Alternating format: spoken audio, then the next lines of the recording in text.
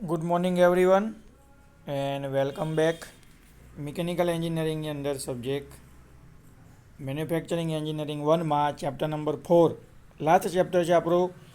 Maximum try કરીશું આપણે કે સિલેબસ પૂરો થઈ જાય ટાઈમ સાથે.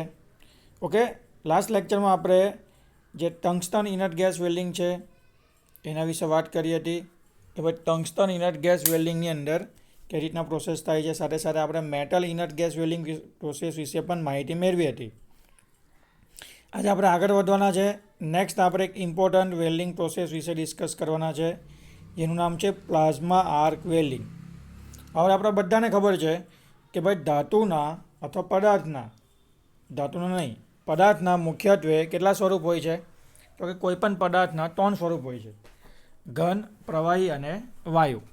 પણ ચોથું એક પદાર્થનું સ્વરૂપ શોધવામાં આવ્યું છે, એનું નામ છે પ્લાઝ્મા.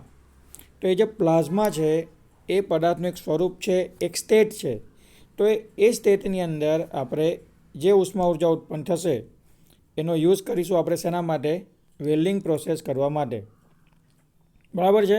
તો અહીંયા આપણને પ્લાઝ્મા આર્ક વેલ્ડિંગ પ્રોસેસ સમજાવી છે.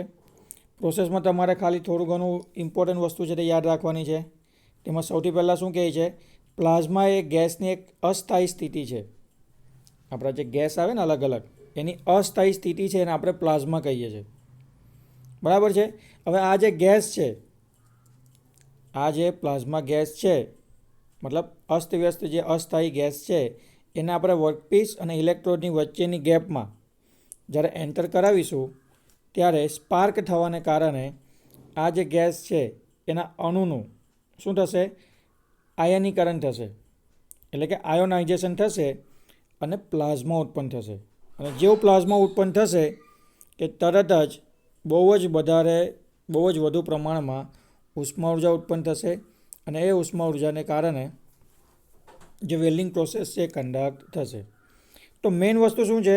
તો કે વેલ્ડિંગ તો દર વખતે થાય જ છે, પણ શીખવા જેવી વસ્તુ કઈ છે અને ધ્યાન આપવા જેવી વસ્તુ તો કે પ્લાઝ્મા કેવી રીતના ક્રિએટ કરવાના, પ્લાઝ્મા પ્રોડ્યુસ કેવી રીતના કરવાના. ઓકે, તો જો અહીંયા એક યુનિટ આપ્યું છે, એ આપણું વેલ્ડિંગ પાવર સપ્લાય યુનિટ છે, ડાયરેક્ટ કરંટથી ચાલશે. ત્યાર પછી હાઈ ફ્રીક્વન્સી કરંટ જનરેટ કરવા માટેનું હાઈ ફ્રીક્વન્સી જનરેટર છે. ઓકે, એમાંથી નેગેટિવ ટર્મિનલ છે ઇલેક્ટ્રોડ સાથે કનેક્ટ કરવામાં આવે છે અને પોઝિટિવ ટર્મિનલ છે એ વર્કપીસ એટલે કે જોબ સાથે કનેક્ટ કરવામાં આવે છે. ક્લિયર? આટલું થઈ જાય ત્યાર પછી જે નોઝલ છે કે જેમાંથી આપણે વેલ્ડિંગ પ્રોસેસ કન્ડક્ટ કરીએ છીએ, જે આપણા હાથમાં હશે, જેને આપણે ઇલેક્ટ્રોડ પકડવા માટે યુઝ કરીએ છીએ, એ નોઝલની અંદર સાઈડ પરની જે ગેપ છે એમાંથી આપણે શિલ્ડિંગ ગેસ શું કરીશું? સપ્લાય કરીશું. શિલ્ડિંગ ગેસ શું કરશે? તો કે આખી જે વેલ્ડિંગ પ્રોસેસ છે એને પ્રોટેક્શન પૂરું પાડશે.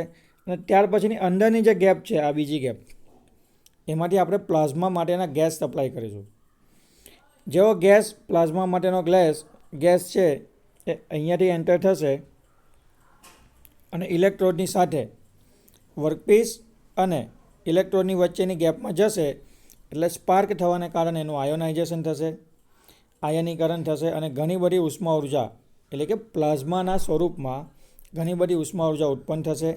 અને એનાથી આપણે આ નીચે જે કંઈ પણ આપણો જોબ છે એની ઉપર આપણે વેલ્ડિંગ પ્રોસેસ છે એને કન્ડક્ટ કરીશું. ખ્યાલ આવી ગયો? તો ઇમ્પોર્ટન્ટ વસ્તુ શું છે આમાં? તો કે વેલ્ડિંગ તો થશે આર્કની મદદથી, સ્પાર્કની મદદથી, પણ મેઇન વસ્તુ ઇમ્પોર્ટન્ટ છે પ્લાઝમાનો જે સ્ટેટ છે, જે પ્લાઝમા છે એ ઉત્પન્ન કરવાનું. પ્લાઝમા ઉત્પન્ન કેવી રીતના થશે? તો કે જે પ્લાઝમા માટેના ગેસ છે એને આપણે વર્કપીસ અને ઇલેક્ટ્રોડની વચ્ચેથી સપ્લાય કરીશું. ઓકે, હવે અહીંયા આપણે તમને ડિટેલમાં ખબર પડશે. હવે આપણે જોઈશું ડિટેલમાં કે ભાઈ ઇલેક્ટ્રોડ કયો હશે, પ્લાઝમા ઉત્પન્ન કરવાવાળા ગેસ કયા કયા હશે, ઓકે, ટેમ્પરેચર કેટલું ક્રિએટ થશે. તો શું કહે છે અહીંયા કે જે ઇલેક્ટ્રોડ છે ને વચ્ચે, કે જેની આજુબાજુથી પ્લાઝમા ગેસ સપ્લાય થાય છે, એ ઇલેક્ટ્રોડ હશે આપણો ટંગસ્ટનનો, જેને આપણે કેથોડ એટલે કે પોઝિટિવ ટર્મિનલ સાથે કનેક્ટ કરીશું. ક્લિયર છે? ત્યાર પછી જે પ્લાઝમા માટેનો ગેસ સપ્લાય કરવાનો છે એ હશે હાઇડ્રોજન અથવા હિલિયમ. હવે તમને ખ્યાલ આવશે કે કયા ગેસ છે કે જેનું આયોનાઇઝેશન કરીને આપણે પ્લાઝમા ઉત્પન્ન કરી શકીએ છીએ, ઘણી બધી ઉષ્મા ઉર્જા ઉત્પન્ન કરી શકીએ છીએ. તો ઇલેક્ટ્રોડ હશે ટંગસ્ટનનો અને ગેસ હશે હાઇડ્રોજન અથવા હિલિયમનો. ક્લિયર? જ્યારે વેલ્ડિંગ પ્રોસેસ કન્ડક્ટ કરીશું પ્લાઝ્મા આર્ક વેલ્ડિંગ, તે વખતે 14,000 ડિગ્રી સેલ્સિયસ જેટલું ટેમ્પરેચર ક્રિએટ થશે. હવે બહુ ઓછી ધાતુ હશે કે જે આમાંથી બચી શકશે. 14,000 ડિગ્રી સેલ્સિયસ એટલે 1539 તો લોખંડ પીગળી જાય છે. તો આ તો 14,000 ડિગ્રી સેલ્સિયસ છે એટલે ભલભલી ધાતુ XYZ ગમેમાં હાર્ડમાં હાર્ડ મજબૂતમાં મજબૂત ધાતુ હશે તો એ પણ ગરમ થઈને પીગળશે અને જે પણ જોઈન્ટ છે, જે પણ વેલ્ડિંગ પ્રોસેસ છે થઈ જશે. ક્લિયર છે? હવે બાજુમાં વાત થયેલી આપણી શિલ્ડિંગ ગેસ. 2 ગેસ સપ્લાય કરીએ છીએ આપણે પ્લાઝ્મા આર્ક વેલ્ડિંગની અંદર. એક પ્લાઝ્મા ક્રિએટ કરવા માટેનો ગેસ અને એની બાજુની બીજી નોઝલમાંથી આપણે શિલ્ડિંગ ગેસ સપ્લાય કરીએ છીએ કે જેનાથી શું થાય, ઓક્સિડેશન થાય નહીં અને જે કંઈ પણ વેલ્ડિંગ થાય છે એને આપણે ઓક્સિડેશન પ્રોસેસથી શું કરી શકીએ છીએ, પ્રોટેક્ટ કરી શકીએ છીએ. બરાબર છે? આ પ્રક્રિયામાં ઓટોમેટિક કંટ્રોલની જરૂરત રહે છે તથા ટૂંકી લંબાઈના વેલ્ડ માટે આ પ્રક્રિયા કેવી છે, સરળ નથી. આ પ્રોસેસને તમારે ઓટોમેટિક કરવી પડે કારણ કે જો 14,000 ડિગ્રી સેલ્સિયસ ટેમ્પરેચર ક્રિએટ થાય છે તો તમે હાથમાં ટોર્ચ પકડીને વેલ્ડિંગ કરો તો 14,000માંથી 400-500 ડિગ્રી બી ટોર્ચમાં આવે તો તમારો હાથ દાઝી જાય. એટલે આપ સૌથી પહેલાં તમારા પ્રોસેસને શું કરી દેવી પડે, ઓટોમેટિક કરી દેવી પડે. ઓટોમેટિક એટલે રોબોટ આવે, પછી પેલું વ્હીલવાળી મિકેનિઝમ આવે, રિમોટથી થાય, એ રીતના ઓટોમેટિક કરી દેવી પડે. બીજું કે ભાઈ ટૂંકી લંબાઈના જોઈન્ટ મારવાના હોય તો આ પ્રોસેસ યુઝ કરવાની નહીં. તમારે અમુક મીટરમાં, કિલોમીટરમાં લાંબા વેલ્ડિંગ મારવાના હોય તો એના માટે તમે આ plasma arc welding process use કરી શકો છો. ક્લિયર છે? નેક્સ્ટ આપણે જોવાના છે સબમર્જ આર્ક વેલ્ડિંગ. હવે આ પણ એક ઘણી ઇમ્પોર્ટન્ટ કહી શકાય અને ખૂબ જ કામ લાગે એવી થિયરી છે subject point of view, knowledge point of view. Okay, જો પ્રોસેસનું નામ શું છે, સબમર્જ આર્ક વેલ્ડિંગ. સબમર્જનો મતલબ શું થાય તો કે અંદર ડૂબી જવું. તમે પાણીમાં ડૂબી જાઓ ને તો આપણે શું કહીએ કે ભાઈ પેલો ભાઈ છે પાણીમાં સબમર્જ થઈ ગયો છે. જેમ કે ગુલાબજાંબુ ચાસણીમાં ડૂબેલા હોય તો ગુલાબજાંબુ સબમર્જ થઈ ગયા છે એવું કહેવાય. તો એ જ રીતના કોઈક વસ્તુની અંદર ડૂબીને અથવા કોઈક વસ્તુની અંદરની તરફ જો વેલ્ડિંગ પ્રોસેસ થતી હોય તેવી જે આર્ક વેલ્ડિંગ છે એને આપણે સબમર્જ આર્ક વેલ્ડિંગ પ્રોસેસ કહીએ છીએ. શું થશે આમાં તો કે આ જે સબમર્જ આર્ક વેલ્ડિંગ પ્રોસેસ છે એમાં આપણે કન્ઝ્યુમેબલ ઇલેક્ટ્રોડ યુઝ કરીશું. હવે આ તમને યાદ આવવું જોઈએ કે કન્ઝ્યુમેબલ ઇલેક્ટ્રોડ આપણે બીજે ક્યાં યુઝ કરેલો તો કે મિગ વેલ્ડિંગ પ્રોસેસ હતી ને એમાં આપણે આ રીતનું સેટઅપ યુઝ કરેલું કન્ઝ્યુમેબલ ઇલેક્ટ્રોડવાળું. યાદ આવ્યું? ફીડ રોલર હતા, ઓટોમેટિક મિકેનિઝમ હતી જેની મદદથી કન્ઝ્યુમેબલ ઇલેક્ટ્રોડ સ્પૂલમાંથી એટલે કે ફિરકીમાંથી નીકળીને કોન્સ્ટન્ટલી સપ્લાય થતો હતો. તો ઇલેક્ટ્રોડ છે. ઓકે, ઇલેક્ટ્રોડને કરંટ આપવો પડે. હવે સબમર્જ આર્ક વેલ્ડિંગ પ્રોસેસ કરતાં પહેલાં તમારે વર્કપીસ જે છે એ લેવાનો. વર્કપીસની ઉપર અહીંયા જે હોપર છે ને, હોપરની મદદથી જે ફ્લક્સ આવે છે, જે ગ્રેન્યુલર ફોર્મમાં આવે છે, દાણાદાર સ્વરૂપમાં આવે છે, પાવડર સ્વરૂપમાં આવે છે, તે પાવડર સ્વરૂપમાં હોપરની મદદથી આ વર્કપીસની જે સપાટી છે ને ઉપરની ત્યાં શું કરવાનું તમારે તો કે બધો પાવડર છાંટવાનો. વર્કપીસની ઉપર આખું એક લેયર બનાવી દેવાનું. તમારે જે વર્કપીસનું વેલ્ડિંગ કરવાનું છે એની ઉપર આ જે હોપર છે, ઓકે, આ શેપમાં હોપર હશે. ઓકે, તો આ શેપમાં હોપર શું કરશે તો કે અહીંયાથી પાવડર અથવા દાણાદાર સ્વરૂપમાં ફ્લક્સ છે એને વર્કપીસની ઉપર એક આખું જાડું લેયર બનાવીને આગળ વધારશે. એટલે હવે શું થઈ ગયું, નીચે વર્કપીસ અને ઉપર આખું આપણું આ ફ્લક્સનું લેયર થઈ ગયું. આ ફ્લક્સ શું છે તો કે પાવડર સ્વરૂપમાં હોય છે, દાણાદાર સ્વરૂપમાં હોય છે. ક્લિયર? હવે આ જે ફ્લક્સ છે એની અંદર આપણો ઇલેક્ટ્રોડ ખૂપી જશે. ઓકે, એટલે આ ઇલેક્ટ્રોડ થઈ ગયો ને એની આજુબાજુ શું હશે, બધે ફ્લક્સ હશે. એટલે ઇલેક્ટ્રોડ ઢંકાઈ ગયો, સબમર્જ થઈ ગયો, ડૂબી ગયો અને ત્યાર પછી શું થશે, વેલ્ડિંગ પ્રોસેસ થશે. હવે આ જે વેલ્ડિંગ પ્રોસેસ થશે એ જે ફ્લક્સનું લેયર છે, આ ઉપર જે ફ્લક્સનું લેયર હતું એની નીચેની તરફ એટલે કે આટલે વેલ્ડિંગ પ્રોસેસ થશે. એટલે ઉપર જે આખું સરફેસ છે, વર્કપીસની જે સરફેસ છે જે ગરમ થઈ ગઈ છે એને આ ફ્લક્સ શું કરશે, પ્રોટેક્શન પૂરું પાડશે. કોની અગેન્સ્ટ પ્રોટેક્શન પૂરું પાડશે તો કે ઓક્સિડેશન જે પ્રોસેસ થાય છે, હવાનો જે ઓક્સિજન છે, હાઇડ્રોજન છે એની અગેન્સ્ટમાં પ્રોટેક્શન પૂરું પાડશે અને વેલ્ડિંગની જે ક્વોલિટી છે એ સારી લાવવામાં આપણને મદદ કરશે. આપણને ખબર છે કે ઓક્સિડેશન થાય તો વેલ્ડિંગની મજબૂતી ઘટી જાય છે તથા એની ઉપર એક ઓક્સાઇડનું લેયર એટલે કે છારી પોપડી બાજી જાય છે. તો એ બધાથી આપણને પ્રોટેક્શન પૂરું પાડશે. તો એના માટેની આ એક વેલ્ડિંગ પ્રોસેસ છે. બેઝિકલી આપણી જે નોર્મલ આર્ક વેલ્ડિંગ પ્રોસેસ છે ને એ જ વેલ્ડિંગ પ્રોસેસ છે, પણ ફ્લક્સના પાવડરની અંદર ઉપર એક આખું બ્લેન્કેટ, એક આખું શું થાય છે, લેયર બની જાય છે. એના કારણે એને સબમર્જ આર્ક વેલ્ડિંગ પ્રોસેસ કહેવામાં આવે છે. આને પણ આપણે ઓટોમેટિક કરી શકીએ છીએ અથવા સેમી ઓટોમેટિક કરી શકીએ છીએ. એસી અને ડીસી બંને પ્રકારના કરંટ આપણે સપ્લાય કરીને આ વેલ્ડિંગ પ્રોસેસને કન્ડક્ટ કરી શકીએ છીએ. ક્લિયર? નેક્સ્ટ જોઈએ થોડાક એના એડવાન્ટેજીસ આપ્યા છે, ડિસએડવાન્ટેજીસ આપ્યા છે. ફટાફટ નજર મારતા જઈએ.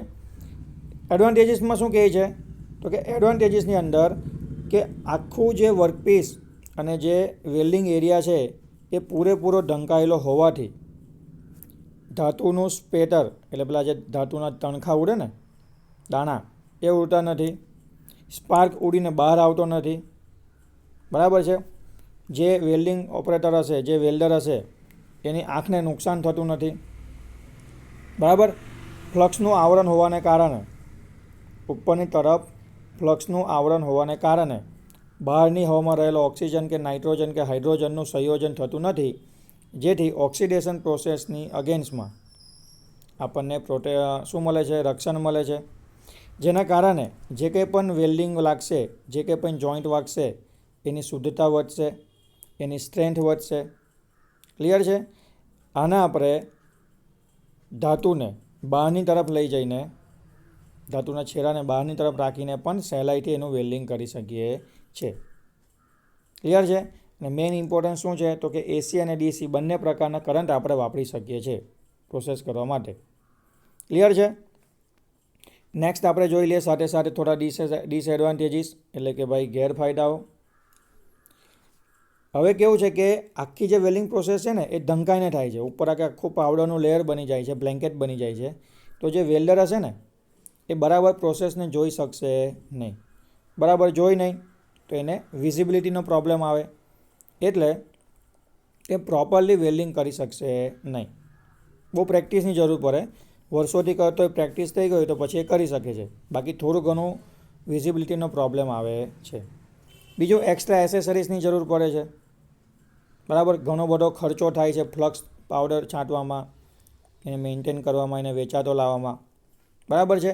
પછી એકદમ સીધા વર્કપીસ હશે ફ્લેટ, તેનું જ આપણે વેલ્ડિંગ કરી શકીશું. વાંકા ચૂકા અટપટા શેપ હશે તેનું વેલ્ડિંગ કરી શકીશું નહીં. કેમ? તો કે ઓપરેટર એને બરાબર જોઈ શકતો નથી એટલા માટે. ક્લિયર છે? એલ્યુમિનિયમના એલોય, કાસ્ટ આયર્ન છે, મેગ્નેશિયમના એલોય છે, લેડ અને ઝીંકના એલોય છે, એ બધી ધાતુ છે, એનું વેલ્ડિંગ થઈ શકશે નહીં. ક્લિયર છે? ઉપયોગમાં શું કહે છે તો કે જો તમને પ્રોસેસને વેલ્ડિંગ પ્રોસેસ પરથી એનો ઉપયોગ ખબર પડી જશે કે ભાઈ આટલું બધું એટમોસ્ફિયરથી પ્રોટેક્શન રાખીને ઓક્સિડેશનથી બચીને વેલ્ડિંગ કરવામાં આવે છે, મતલબ એની એપ્લિકેશન એકદમ મૂલ્યવાન હશે, પ્રિસિયસ હશે. ઓકે, એકદમ ઇમ્પોર્ટન્ટ પ્રોસેસ હશે. જેમ કે પ્રેશર વેસલ બનાવવા માટે આપણે જે બોઇલર બનાવીએ છીએ, કેમિકલ પ્રોસેસ ઇક્વિપમેન્ટ બનાવીએ છીએ, પછી રોટરી ભઠ્ઠી આવે છે આયર્નનું નિષ્કર્ષણ કરવા માટે, પછી રેલવેના પાટા આવે છે, ક્રેન છે, પુલના ગર્ડર છે. પુલના ગર્ડર જો મોટા મોટા ફ્લાયઓવર બનતા હોય તો એની ઉપર પેલા સ્ટીલના ગર્ડર મૂકે. જેમ કે અત્યારે આપણો મરોલી ફ્લાયઓવર બને છે તો જેટલો પોર્શન રેલવે ટ્રેકવાળો છે ને એની ઉપર આ લોકો સ્ટીલનું મોટું ગર્ડર મૂકશે. તો એ ગર્ડરનું વેલ્ડિંગ આ પ્રોસેસથી થાય છે. પછી આપણા રેલવેના જે ડબ્બા આવે છે, લોકોમોટિવના કોચ, એનું વેલ્ડિંગ કરવા માટે, ખાસ શિપ બિલ્ડિંગની અંદર શિપ બનાવવા માટે, સ્ટ્રક્ચર બનાવવા માટે, ઓટોમોબાઈલ આપણી જે 4 વ્હીલ છે એની બોડી છે, પછી ટ્રકની બોડી છે, એ બધાના વેલ્ડિંગમાં, ન્યુક્લિયર પાવર ઇન્ડસ્ટ્રીની અંદર ન્યુક્લિયર જે ચેમ્બર આવે છે એ બનાવવા માટે. બરાબર.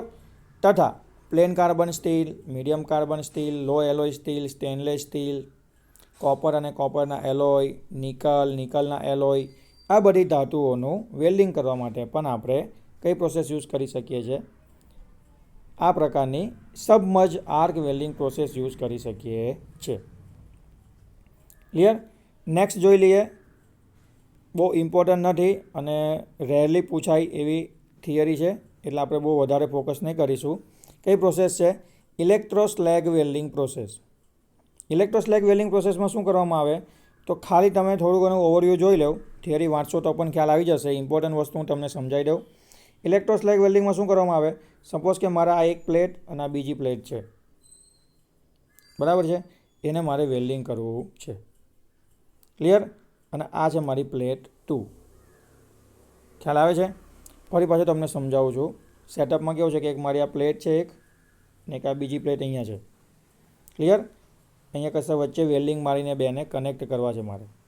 જો અહીંયા બતાવ્યું છે આયરું. ક્લિયર? હવે તમને બરાબર સમજાવું ફરી પાછો. આ બે પ્લેટની બોર્ડર છે, છૂટી પડે છે. એક પ્લેટ આ છે અને એક પ્લેટ આ છે. ઓકે, આ બે પ્લેટની વચ્ચે અહીં હું વેલ્ડિંગ કરીશ અને પ્લેટને શું કરીશ, એકબીજા સાથે જોડીશ.